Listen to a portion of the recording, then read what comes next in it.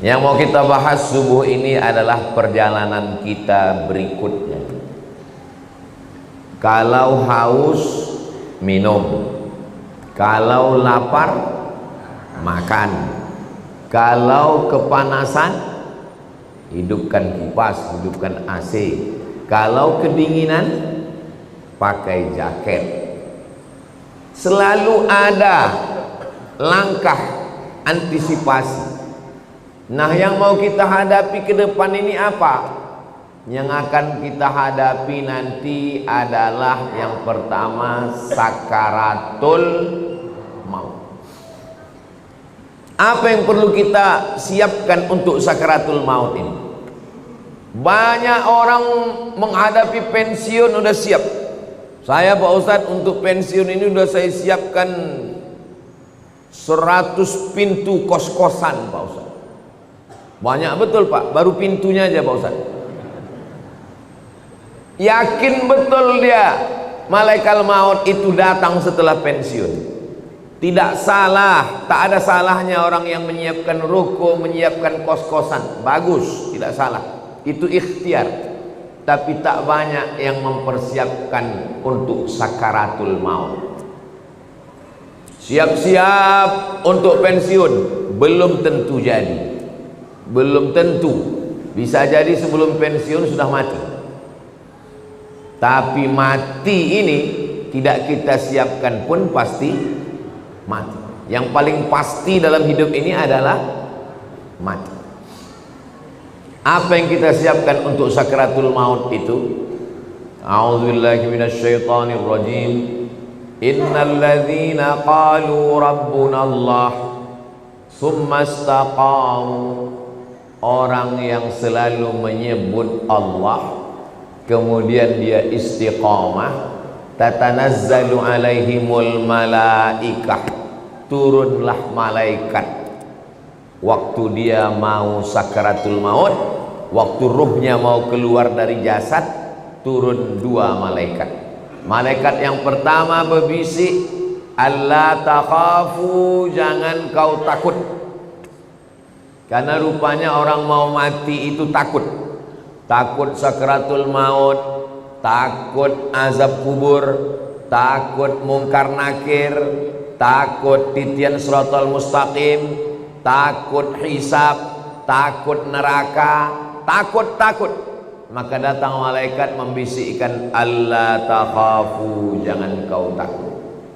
Perasaan yang kedua orang yang sakaratul maut itu, wala tahzanu, jangan sedih. Rupanya orang yang mau mati itu perasaannya sedih.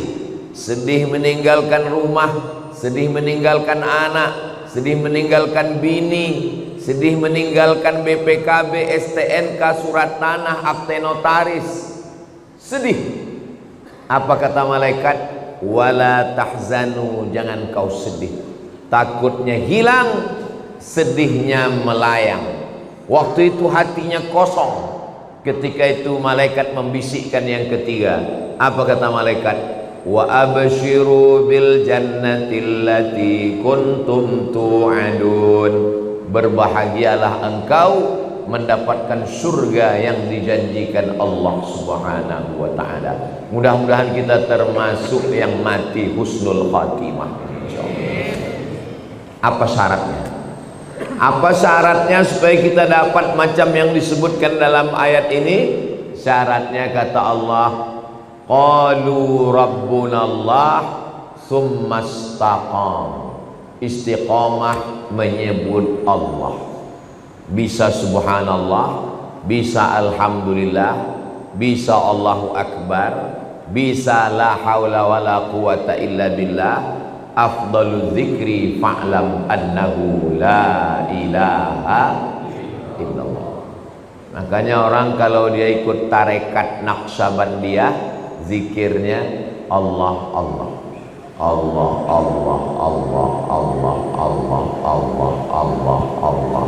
Alladzina yadhkuruna Allah, orang yang menyebut Allah qiyaman, waktu tegak, wa qu'udan, waktu duduk, wa ala junubihim, waktu berbaring. Duduk, tegak, berbaring, selalu mengingat Allah. Itu makanya melihat wajah di cermin menyebut Allah. Allahumma kama hassanta khalqi fahassin khuluqi.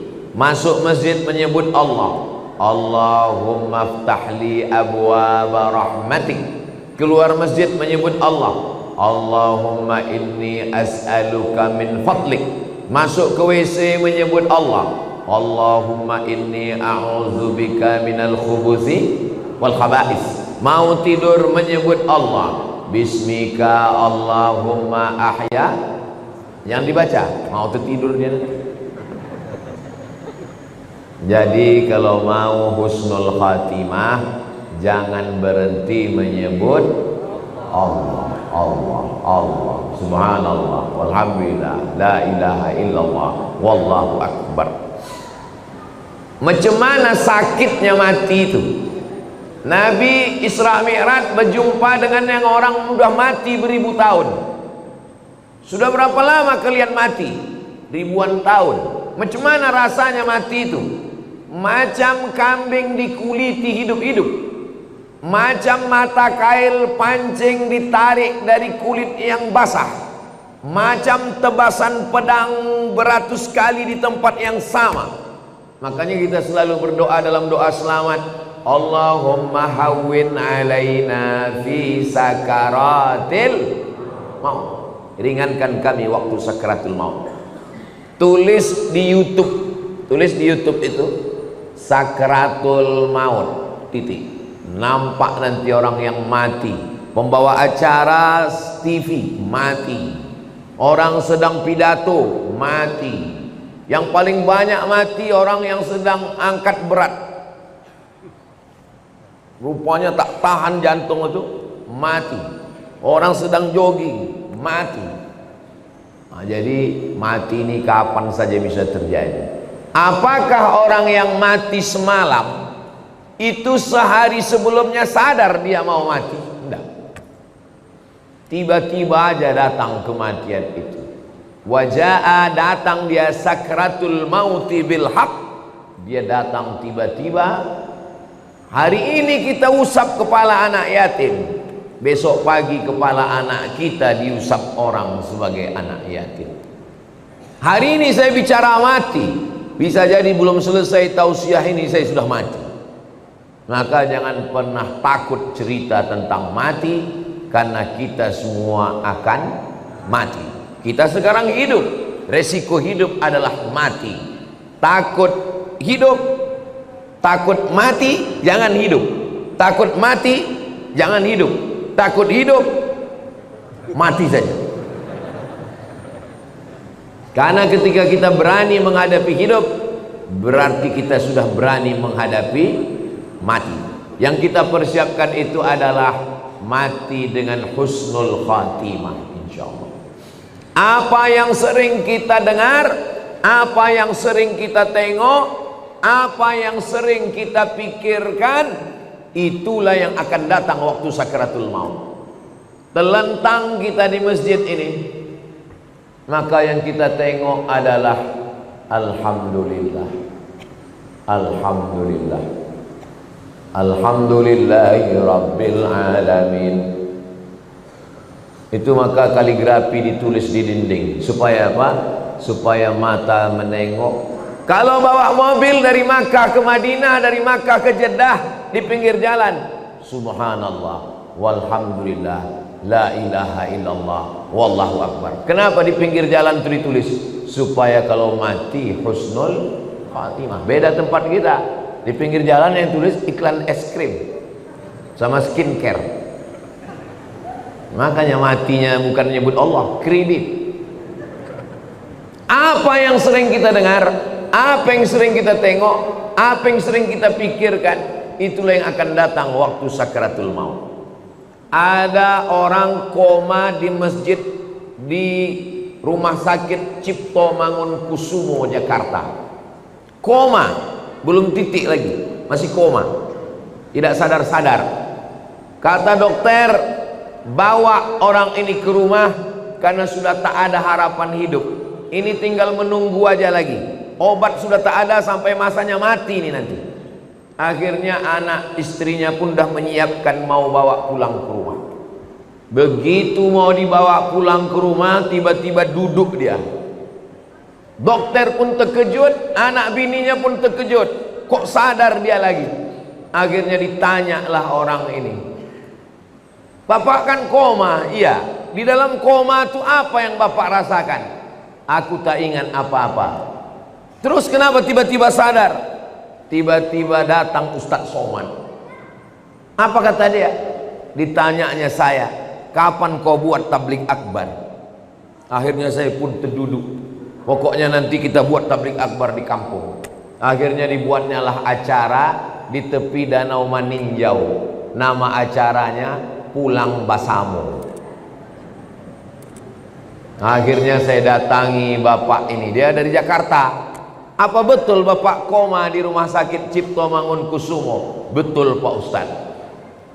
"Terus dalam koma itu apa yang Bapak rasakan?" Tiba-tiba Ustadz datang bertanya ke saya, "Kapan tablik akbar?" Itulah saya terduduk sadar tuh Pak Ustaz. Lama saya menung. Jangan-jangan aku ini udah wali. Dua gendangnya, kalau tak wali murid, wali kelas. Saya ini orangnya rasional. Saya selalu penasaran, kenapa bisa saya datang ke dalam komanya itu. Lalu saya tanya dia, "Bapak kalau pagi apa yang Bapak lakukan?" Saya hidupkan handphone, saya dengar tonton YouTube Ustaz. "Oh." "Kalau Bapak sampai di tempat kerja apa yang Bapak lakukan?" "Kalau sedang kosong saya tonton lagi YouTube Ustaz." "Kalau Bapak mau tidur malam apa yang Bapak lakukan?" "Sebelum saya tidur yang terakhir saya tonton adalah YouTube Ustaz." Baru saya paham, apa yang selalu ditonton itulah yang dibawa ke alam bawah sadar, itulah yang datang waktu tidur dan waktu koma, dan itu juga yang datang waktu husnul khatimah insyaallah. Rasional, masuk akal. Tanyalah sama pakar-pakar psikologi, kenapa bisa itu yang terbawa-bawa. Makanya bapak-bapak pikirkan yang bagus-bagus aja. Jangan pikirkan yang waktu SMP SMA dulu. Mau dia mengigau tuh bawa ke malam. Tiba-tiba udah sambal belacan aja di muka. Maka saudaraku yang dimuliakan Allah Subhanahu wa taala, kalau yang kita pikirkan itu adalah akhirat, yang kita pikirkan itu adalah nama Allah, maka insya Allah kita semua mati dalam keadaan husnul khatimah. Nah, ruh kita keluar dari hembusan. Makanya orang yang mati itu biji matanya terbuka. Semua orang yang mati biji matanya terbuka. Apa yang ditengok waktu mata terbuka? Yang ditengok itu adalah ruh keluar dari mulut dan hidung. Dulu ruh itu masuk ke dalam jasad ini dihembuskan. Wa nafakhtu fihi min ruhi, aku hembuskan ruh.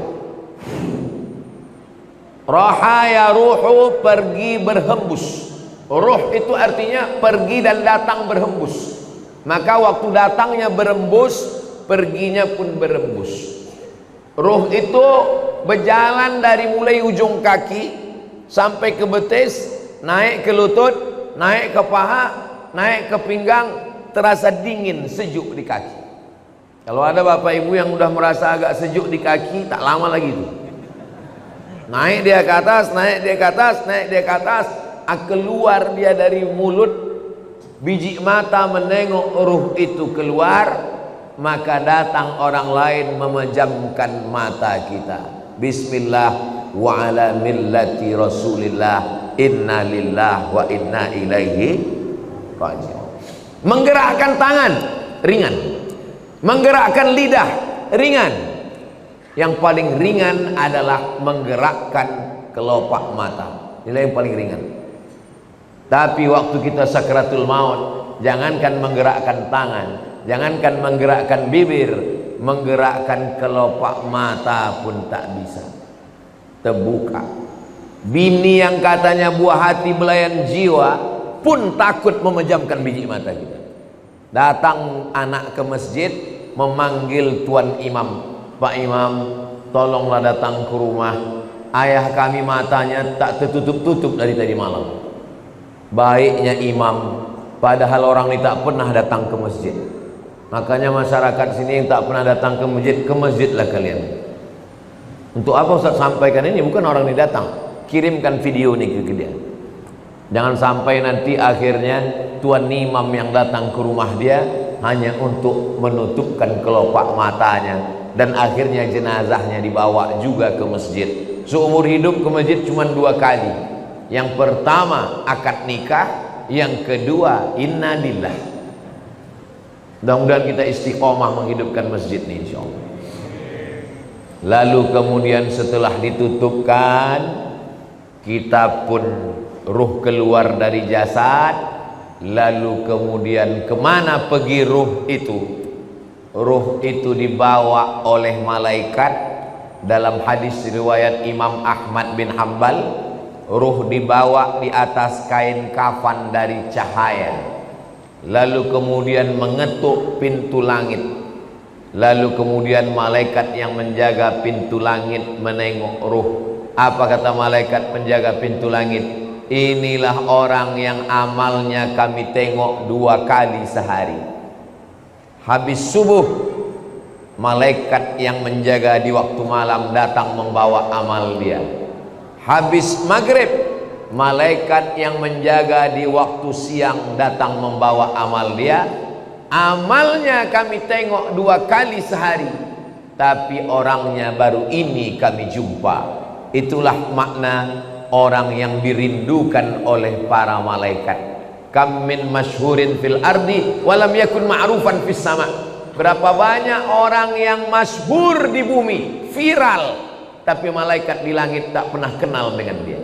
Tapi berapa banyak orang yang di dunia tak viral, tak dikenal orang, tak punya akun Facebook, Twitter, WhatsApp, tapi malaikat-malaikat penjaga pintu langit sudah lama merindukan dia, karena malaikat selalu membawa amal-amal dia. Mudah-mudahan amal-amal kita termasuk yang selalu lalu lalang di lalu lintas langit, dan orangnya masih di bumi, masyhur di bumi, masyhur juga di langit. Tak perlu masyhur di bumi, yang penting masyhur di antara malaikat penjaga pintu langit insyaallah. Amin ya rabbal. Ini malaikat yang ikut sholat subuh bersama kita ini, habis itu dia bawa amal kita. Lalu malaikat penjaga pintu langit menengok, oh amal si fulan tahajud tadi malam, amal si fulan sholat sunat hajat tadi malam, amal si fulan berzikir tadi malam, amal si fulan sholat subuh berjamaah. Amalnya ditengok malaikat tiap hari, tapi orangnya masih berjalan di atas muka bumi sampai akhirnya kita pun mati. Lalu ruh itu dibawa oleh para malaikat. Kenapa ada orang yang waktu penutup mukanya dibuka tersenyum? Kata Ustaz Somad, mati itu sakit. Kenapa ada orang yang mati tersenyum? Karena sebelum dia mati, malaikat mengepakkan sayapnya, lalu di sayap itu dia sudah menengok tempatnya di surga. Begitu nampaknya tempatnya di surga, tersenyum dia. Saat dia tersenyum itulah malaikat mencabut nyawanya. Maka ada yang mengalahkan sakit. Yang mengalahkan sakit adalah menengok tempat di surga. Mudah-mudahan kita termasuk orang yang menengok tempat kita sebelum kita mati. Ustaz Somad sudah pernah menengok tempat Ustaz di surga. Saya jangankan menengok tempat di surga, menengok tempat parkir mobil pagi ini pun tak tahu saya. Karena menengok tempat di surga itu nanti ketika kita mau sakratul maut. Masa iya Pak Ustadz sakitnya mati bisa dikalahkan? Itu logikanya begini, rasionalnya begini.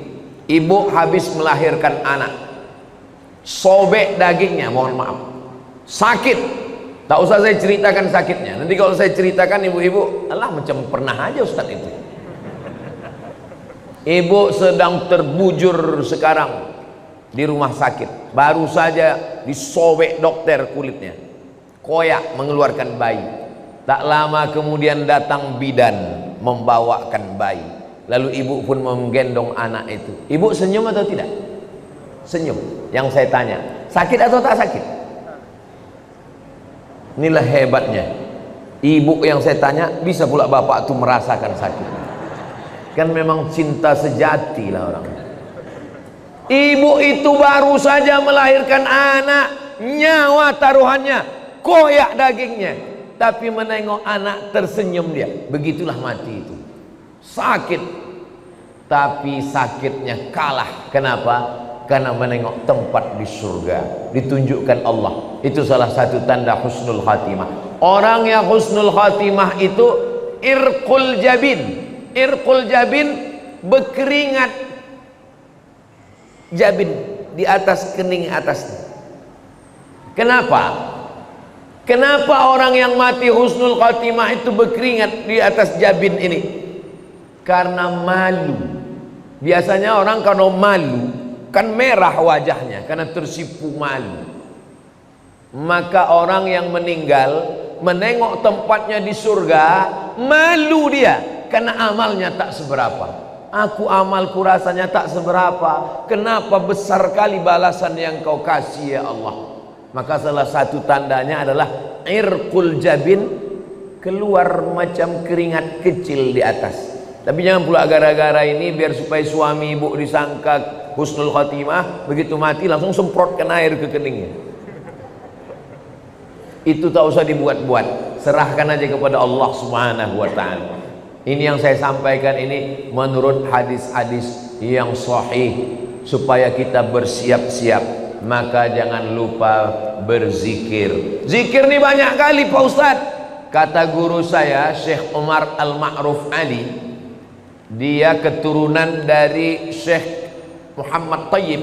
Syekh Muhammad Tayyib ini murid langsung dari Syekh Muhammad bin Abdul Karim Samman dari Madinah. Kata dia, Abdul Somad, kalau kau payah memilih-milih zikir yang banyak, kau amalkan aja 3. Yang pertama istighfar, yang kedua solawat, yang ketiga la ilaha illallah. Istighfar itu membersihkan cawannya.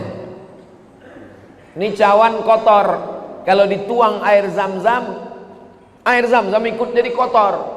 Bersihkan dulu, membersihkan cawannya dengan istighfar. Astaghfirullahaladzim, astaghfirullahaladzim, astaghfirullahaladzim, astaghfirullahaladzim, astaghfirullahaladzim.